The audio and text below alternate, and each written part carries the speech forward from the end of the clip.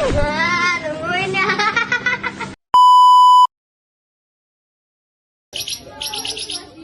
Halo guys, akan mempresentasikan hasil resum dari pengamatan klimatologi pada hari Kamis tanggal 24 November 2022.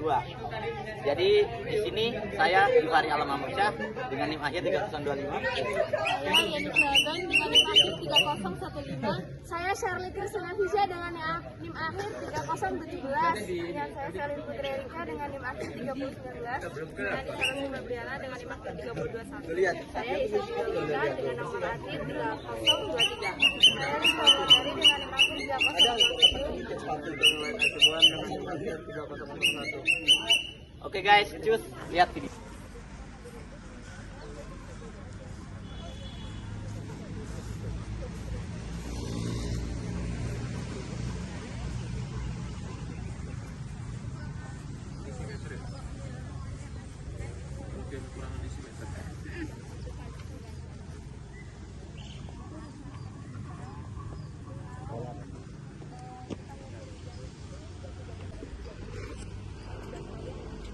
Oke, secara garis besar apa yang rekan-rekan lihat?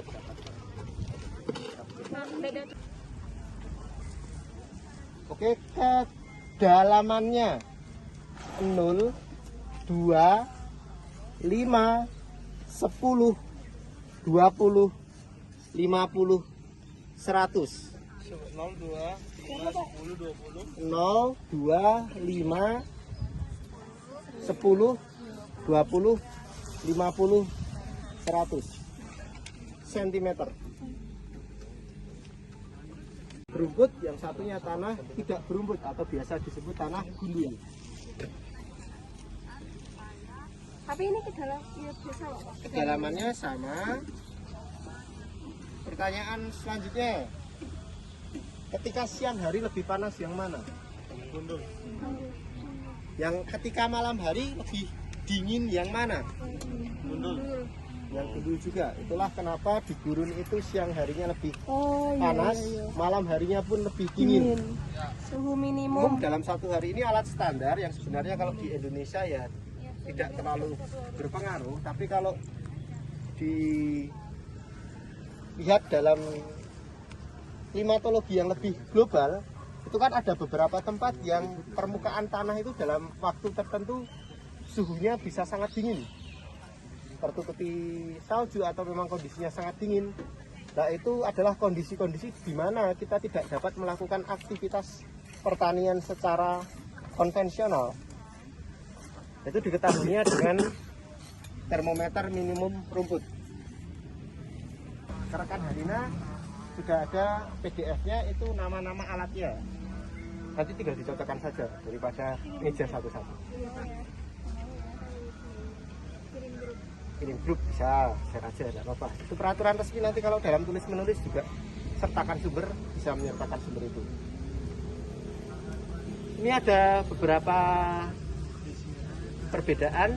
Yang pertama itu tanah berumput, itu untuk mengukur evapotranspirasi standar, karena standarnya pengukuran cuaca maupun iklim itu dalam kondisi tanah berumput. mengukur apa, Pak? Benar, namanya open pan evaporimeter. Dia untuk mengukur penguapan evaporimeter. Evaporimeter. Karena dia berbentuk seperti panci, ada pan. Karena dia terbuka, open pan evaporimeter. Untuk mengukur apa, Pak? Penguapan.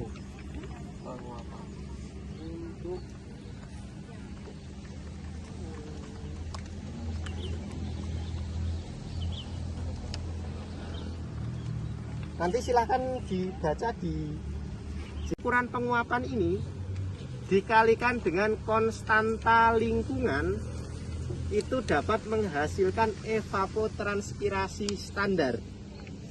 Hasil pengukuran konstanta lingkungan. Konstanta lingkungan. Evapotranspirasi standar.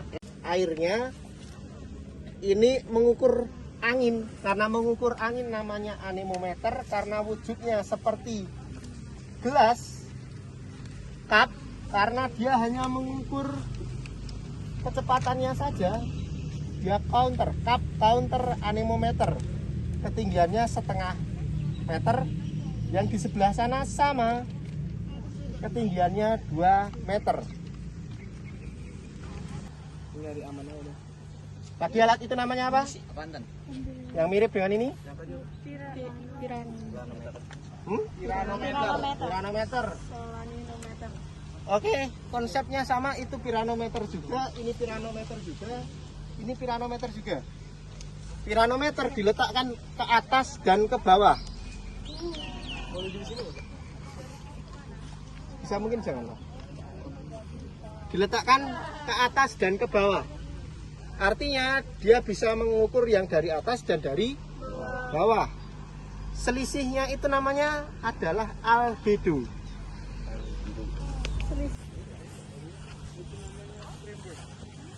Oke, awas kabel. Kalau Ganbelani tadi dia mengukur total, Kalau aktinograf ini mengukur tiap detiknya berapa radiasi yang sampai ke permukaan. selisih antara yang hari ini sama yang kemarin, kita selisihin. Nah, itu wujudnya Ganbelani seperti itu juga diangkat. Satuannya satuan daya per satuan luas. Satuan daya itu apa? Watt. Watt per meter persegi, watt per sentimeter persegi, bisa dikonversi jadi macam-macam. Nah, satuan untuk Ganbelani tadi. Oke, ini alat yang namanya paling susah diejanya. Maka saya tidak terlalu suka memberitahu ejaannya. Kita berada di era di mana informasi itu banyak sekali. Dan memilah mana yang penting dan mana yang tidak, itu yang lebih sulit. Mengeja nama alat tidak termasuk yang penting menurut saya. Ini namanya Campbell Stokes. Silahkan dicari di sumber Campbell Stokes. Yang penting adalah konsepnya. Alat ini mengukur lama penyinaran matahari. Ketika ada sinar matahari, dia akan membakar kertas pias. Itu langsung dari matahari ya Pak? Ya, Dari kacanya ini? ya. Lama penyinaran matahari. Hal apa yang di titik kita berdiri ini angkanya 8? Lintang. Pemasangan Campbell Stokes harus memperhatikan lintang. Lintang. Kalau udah penuh dia keluar sendiri dan hasilnya adalah catatan dalam pias seperti ini. Ini namanya penakar hujan Hillman. Sama isinya. Ya. Yang sebelah bawah ini. Sebelah bawah. Itu menunjukkan waktu, lalu ke atasnya menunjukkan milimeternya. Nah, dengan mengetahui perbedaan kenaikan dan waktu, kita bisa mengukur intensitas curah hujan. Nah, alat ini digunakan untuk mengukur curah hujan iya, intensitas curah hujan iya. Saya juga menjawab beneran itu. Memang karena tintanya mau habis. Pak, bisa dibuka ulang nggak Pak? Boleh. Kan? Oke. Pagi hari. Kita fokus yang di tengah dulu, itu yang sebelah kanan. Itu namanya termometer bola kering.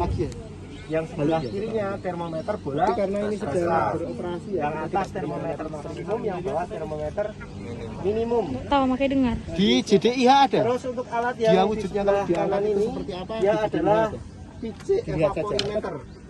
Dia mengukur penguapan di dalam ruangan.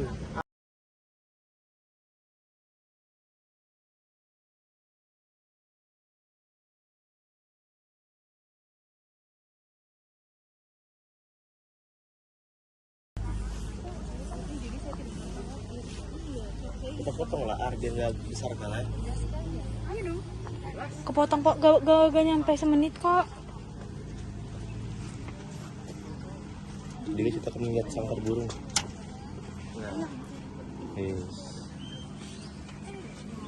Permisi ya.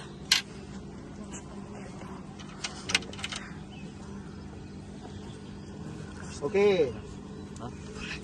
Kita fokus yang di tengah dulu, itu yang sebelah kanan. Itu namanya termometer bola kering. Yang sebelah kirinya termometer bola basah. Yang atas termometer maksimum, yang bawah termometer minimum. Terus untuk alat yang di sebelah kanan ini, dia adalah PJ evaporimeter. Dia mengukur penguapan di dalam ruangan, ke atas lalu ke bawah. Tujuannya adalah memang untuk menghindari angin yang kencang.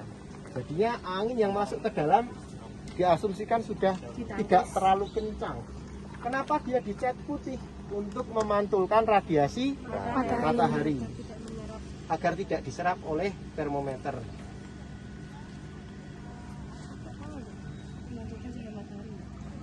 Pengukuran suhu maksimum itu dilakukan ketika malam hari, sedangkan suhu minimum itu dilakukan ketika siang hari. Di sebelah kiri itu alat untuk mengukur suhu dan mengukur kelembapan, dan ada piasnya, termohigrograf.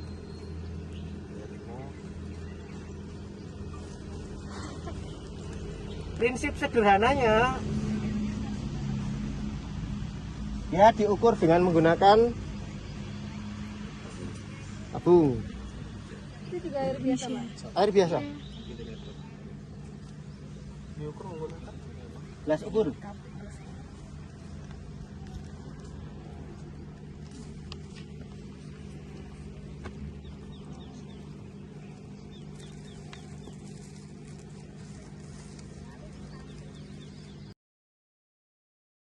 Hidup ini tanpa kekasih, cukup sekian terima kasih.